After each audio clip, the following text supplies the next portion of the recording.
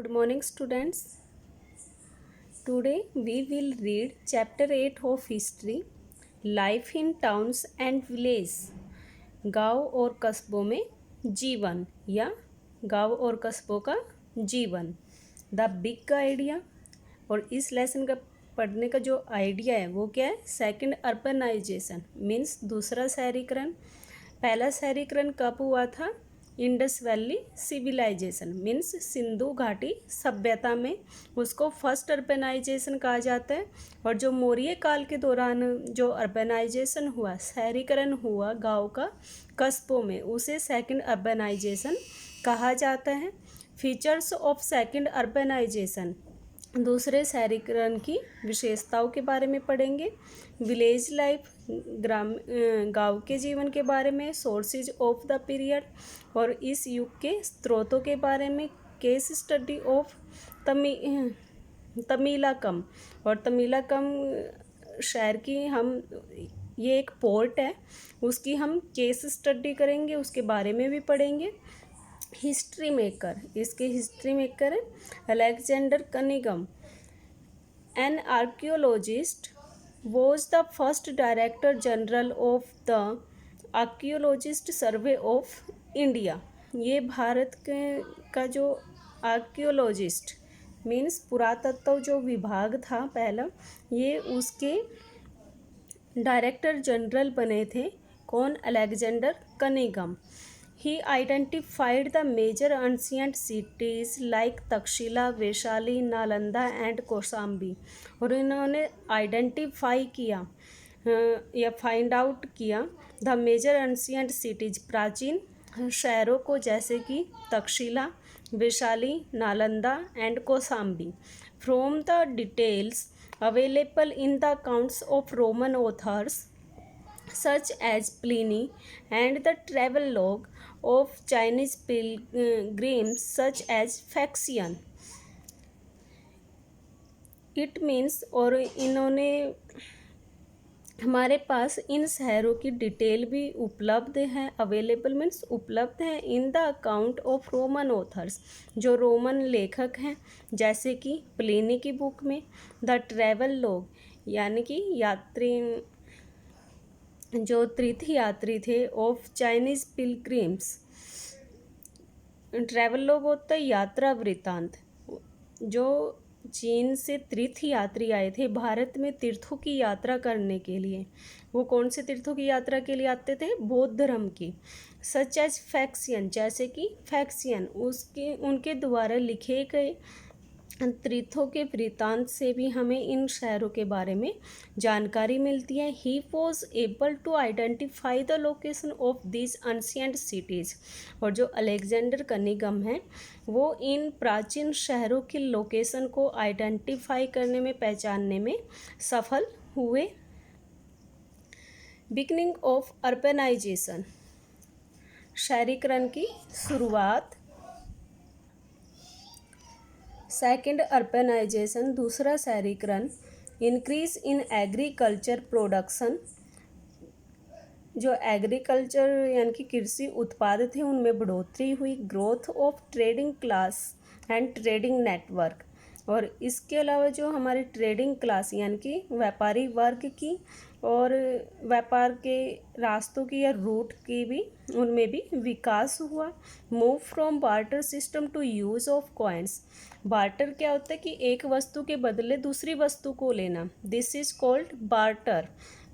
उस समय में सिक्कों का यूज यानी कि कॉइन्स का यूज़ नहीं किया जाता था किसी वस्तु के खरीदने के लिए. वो वस्तु के बदले वस्तु देते थे. और इस सिस्टम से वो किस में चेंज हो गया? यूज ऑफ कॉइन्स यानी कि सिक्कों का प्रयोग किया जाने लगा. एमरजेंस ऑफ टाउन्स, कस्बों का उदय. Many new towns, for example Rajgriha, Pataliputra, Banaras and Mathura. इन चार शहरों का, इन कस्बों का, ये नए कस्बे उभर कर आए. एक्सटेंशंस ऑफ ट्रेडिंग नेटवर्क, और जो हमारा व्यापार का रूट है या रास्ता है उसका भी विस्तार हुआ. Let's start the reading of this chapter. warm up exercise. The town shown in this picture is a famous religious center of India since olden times. प्राचीन समय से ही जो पिक्चर दी गई है ये एक शहर की है और ये फेमस रिलीजियस सेंटर रहा है, यानी कि धार्मिक केंद्र रहा है प्राचीन समय से ही भारत का. Look at the picture. इस पिक्चर को तस्वीर को देखो केयरफुली, ध्यान से, and answer the flowing that follow. और नीचे दिए गए क्वेश्चन का आंसर दे. विच सिटी और टाउन इज शोन हेयर. जो इस पिक्चर में जो टाउन दिखाया गया, वेयर इज इट सिचुएटेड, ये कहाँ पर है, उत्तर प्रदेश में. This is the city of Varanasi. और प्राचीन समय में इसको क्या कहा जाता था, Banaras. On the banks of which river in India is this town located. और ये कौन सी नदी के किनारे, गंगा नदी के किनारे. Is this town known by any other name as well. और इस टाउन को एक दूसरे नाम से भी जाना जाता है. इस सिटी के दो नाम हैं, वाराणसी और Banaras.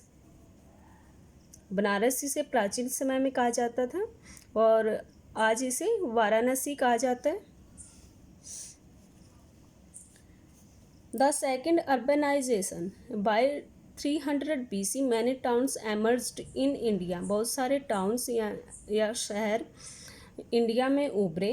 This change from village to town और city life is called urbanisation. शहरीकरण किसे कहा जाता है, जब कोई विलेज या गांव किसी शहर या फिर कस्बे में बदल जाता है तो उसे क्या कहते हैं हम, शहरीकरण. The first urbanization has taken place during the Indus valley civilization. जो पहला शहरीकरण हुआ था वो कब हुआ था, सिंधु घाटी सभ्यता के दौरान, जिसमें हमें हड़प्पा, मोहनजोदड़ो, इन सब के बारे में पढ़ा था. Where the increased pace of urbanization in the most Mauryan phase is referred to as second urbanization. और इसमें जो सेकेंड पेस है, यानी कि शहरीकरण में जो बढ़ोतरी हुई पूर्व मौर्य काल के दौरान, उसे हम क्या कहते हैं, सेकेंड अर्बनाइजेशन, दूसरा शहरीकरण. Features of second urbanisation. दूसरे शहरीकरण की विशेषता या द्वितीय शहरीकरण की विशेषता. Some of the many towns that mushroomed during the post Mauryan period were Rajgriha, Pataliputra, Vaishali, Banaras, Mathura, Kaushambi, Ayodhya and Kapilavastu. Mushrooms होता है उगना या फिर एमर्जोना. Some of the many towns, बहुत से कस्बे, that mushroom during the post Mauryan period, जो पूर्व मौर्य काल के दौरान उभरे, वो कौन कौन से थे, राजगृह, जिसे आज राजगीर कहा जाता था, पाटलिपुत्र, जो आज का पटना है, वैशाली, बनारस, नाव आज वाराणसी है, मथुरा, कौशाम्बी, अयोध्या एंड कपिलवस्तु. ये सभी शहरों का उस टाइम में शहरीकरण हुआ. Some features of the second urbanization are explained here. द्वितीय शहरीकरण की कुछ विशेषताओं का नीचे वर्णन किया गया है. Iron tools and implements.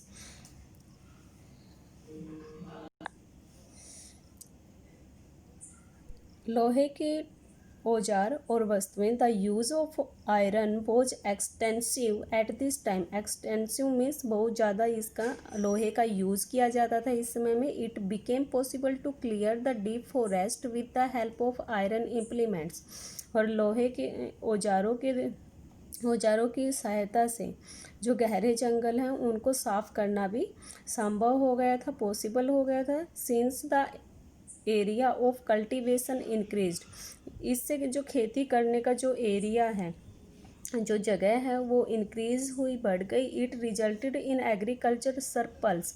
और इससे क्या हुआ, जो हमारे कृषि उत्पाद हैं उनमें भी बढ़ोतरी हुई. And better standards of living for the people. और लोगों के जीवन स्तर में सुधार हुआ. Guilds and trades. गिल्ड्स होते हैं शिल्प वर्ग और व्यापार।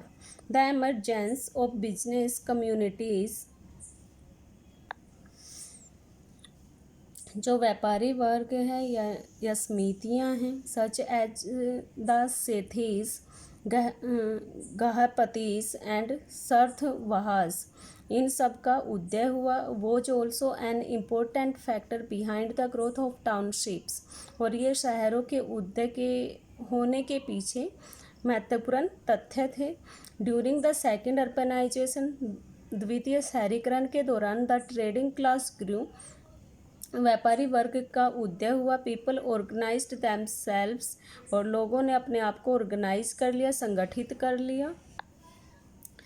इनटू स्ट्रीन्स और गिल्ड्स, शिल्प वर्ग संघ में। And made rules and regulation, और उन्होंने अपने संघ के अपने नियम और रेगुलेशंस बनाए। Each guild has its own president, और प्रत्येक संघ का एक प्रेजिडेंट होता था, कॉल्ड द प्रमुखा, जिसे प्रमुख या श्रेष्ठीन कहा जाता था। Membership to a guild was hereditary, और जो इसकी मेंबरशिप होती थी वो कैसी होती थी? हेरेडिटरी मीन्स वंशानुगत होती थी। There were two kinds of guilds, उस समय में दो प्रकार के वर्ग थे, मर्चेंट्स एंड क्राफ्ट। कौन कौन से? एक व्यापारी वर्ग और दूसरा शिल्प वर्ग। Merchant guilds comprised of traders and merchants, merchants का जो यानी कि जो व्यापारी संघ था उसमें कौन से आते थे? ट्रेडर्स व्यापारी और छोटे व्यापारी, ये दोनों ही मर्चेंट गिल्ड्स में आते थे। While leather and ivory, ivory means जो हाथी दांत का काम करते थे, गोल्ड स्मिथ, लोहार का, वीवर्स, बुनकर, कारपेंटर्स, बढ़ई were part of the craft guilds, ये सभी शिल्प संघ में आते थे। This guilds provided technical training, और इन संघों को तकनीकी प्रशिक्षण दिया जाता था। Collected the raw material and distributed the finished products, और ये कच्चे माल को कलेक्ट करते थे और डिस्ट्रीब्यूट द फिनिश्ड प्रोडक्ट, और उन्हें प्रमुख जो वो उत्पाद बनाते थे उनमें चेंज कर देते थे, बांट देते थे। Internal and external trade flourished with the expansions of towns, और शहरों के विस्तार के साथ ही आंतरिक और बाहरी दोनों ही ट्रेडों में फ्लरिश यानी कि फला फूला, आंतरिक व्यापार भी और बाहरी भी। Some of the major imports were wine, जो बाहर से आयात किया जाता था उसमें क्या थे? Wine, copper, tin, lead, coral means मूंगा, टोपाज, पुखराज, ये दोनों मणि है, गोल्ड एंड सिल्वर कॉइन्स, इन सब को बाहर से इंपोर्ट किया जाता था। वाहिल द मेजर एक्सपोर्ट्स, और एक्सपोर्ट किन चीज़ों का किया जाता था? Cotton, woollen and silk cloth, spices, essences, oil, ivory, goods, हाथी दांत का सामान, पर्ल्स, मोती एंड जेम्स का, इन सब का बाहर निर्यात किया जाता था। Connected to history, Indian pepper and pearls were popular in Rome, जो भारतीय मिर्च है, पेपर काली मिर्च है, और पर्ल्स और जो मोती हैं वो रोम में बहुत ज़्यादा प्रसिद्ध थे। The Pandyan kingdom was celebrated for its pearls, और पंड्यायन किंगडम को उसके मोतियों के लिए जाना जाता था। वाहिल पेपर वॉज कॉल्ड यवन पिरिया, और पेपर को उस समय क्या कहा जाता था? यवन पिरिया, लाइक्ड बाय द रोमन्स, और उन्हें रोमन्स के द्वारा यानी कि रोम में जो व्यक्ति रहते थे उनके द्वारा बहुत ज़्यादा पसंद किया जाता था। This period of flourished trade saw the extensions of trading networks not only within India but also outside. Buddhist literature mentions the Indian kingdom traded with Sri Lanka, Burma, Java, और इस पीरियड के दौरान जो trade है वो व्यापार है काफ़ी फला फूला। सादा एक्सटेंशंस ऑफ ट्रेडिंग नेटवर्क, और इससे जो व्यापार के जो रूट थे, नेटवर्क्स थे, उनका भी विस्तार हुआ। Not only with in India, केवल भारत में नहीं बल्कि बाहर के देशों के साथ भी। हमें बौद्ध धर्म के ग्रंथों से पता चलता है कि जो इंडियन किंगडम्स हैं यानी कि जो भारतीय राज्य थे वो ट्रेड करते थे श्रीलंका के साथ, बर्मा के साथ, जावा के साथ, Mallya and several western countries, और इसके अलावा कुछ अन्य पश्चिम में जो कंट्रीज है देश हैं उनके साथ भी व्यापार किया जाता था। Foreign travellers mention several ports on the east, पूर्वी जो इलाके हैं या तट हैं वहाँ पर बहुत सारे बंदरगाहें थी। And the west coast such as ब्री कच्छ या ब्रूच कहा जाता है, और मॉडर्न ब्रोच, और आज इसे क्या कहा जाता है, ब्रोच। सुरप्रक्का आज इसे सोपरा कहा जाता है। एंड तमरलीपति आज इसे तमलुक कहा जाता है। ये सभी पोर्ट्स थी उस समय की, बंदरगाह थी। अदर इम्पोर्टेंट पोर्ट्स वर मुजूरीज इन केरला, केरल में मजूरीज बंदरगाह थी, और अरिक मेडू नियर पोंडुचेरी, और पोंडुचेरी के पास अरिक मेडू बंदरगाह थी। कॉइन्स इन द बिगनिंग, शुरुआत में the mode of trade was by barter, जो व्यापार किया जाता था वो वस्तुओं के अदल बदल से किया जाता था, वस्तुओं की अदला बदली से। That is exchange of goods, और बार्टर क्या है, सामान को एक्सचेंज करना, अदला बदली करना। Gradually coins came to be used as a medium of exchange, लेकिन बाद में किनका यूज़ किया जाने लगा, सिक्कों का। By the Mauryan period, Mauryan period के दौरान coins were widely in circulation, जो कॉइन्स हैं उनका बहुत ज़्यादा प्रयोग किया जाता था वस्तुओं की खरीदारी करने के लिए। Kings received taxes from the merchants in the form of coins, और जो राजा हैं वो टैक्स, व्यापारियों से टैक्स कॉइन्स के रूप में यानी कि सिक्कों के रूप में लेते थे। ग्रोथ इन ट्रेड, व्यापार में विकास किसके द्वारा हुआ, सीपोर्ट्स के द्वारा। फॉर्मेशन ऑफ गिल्ड्स, संघों की फॉर्मेशन के द्वारा। एक्सपेंशंस ऑफ टाउन्स, शहरीकरण के विस्तार के द्वारा। एक्सपोर्ट, इंपोर्ट और यूज़ ऑफ कॉइन्स, और कॉइन्स के द्वारा भी इस ट्रेड में, व्यापार में ग्रोथ हुई। Archaeologist have found coins from A number of sites, जो पुरातत्वविद हैं उन्हें बहुत सारी जगह से कॉइन्स मिले। दैट दे एग्जैक्वेटेड, जो जहाँ पर उन्होंने खुदाई की। These coins are called punch marked coins, और इन कॉइन्स को, इन सिक्कों को पंच मार्क्ड कॉइन्स कहा जाता है। Because the design were punched on to the metal, क्योंकि जो इन सिक्कों पर जो डिज़ाइन था, इस धातु पर जो डिज़ाइन था वो पंच करके किया जाता था, सिल्वर और कॉपर, और ये ज़्यादातर सिल्वर के या फिर कॉपर के होते थे। And less frequently on tin, tin, lead और पोटीन।